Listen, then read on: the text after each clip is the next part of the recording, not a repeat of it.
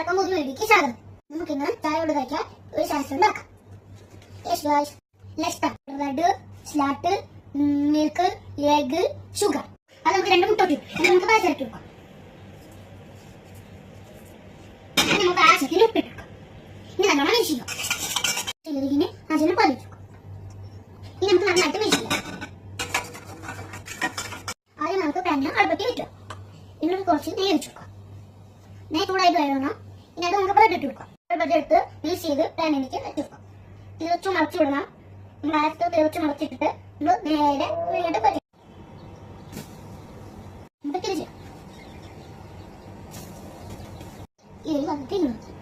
ഈ പാത്രത്തിൽ ഒരു പാത്രത്തെ വീടുക. ഇങ്ങനെ കോഴി എടുത്തിട്ട് നമ്മൾ ഒരു പാത്രത്തിൽ ഇടും. ഇനി നമുക്ക് ടേസ്റ്റ് ചെയ്ത് നോക്കാം. ടേസ്റ്റ് ചെയ്ത് നോക്കാം. സൂപ്പർ ഇതൊക്കെ ഉണ്ടാക്കണമെങ്കിൽ ലൈക്ക് ചെയ്യണം, ഷെയർ ചെയ്യണം, അടുത്തത് ഉണ്ടാക്കണമെങ്കിൽ നിങ്ങൾക്കും കൂടെ ഉണ്ടാക്കാം. എന്തായാലും ബൈ.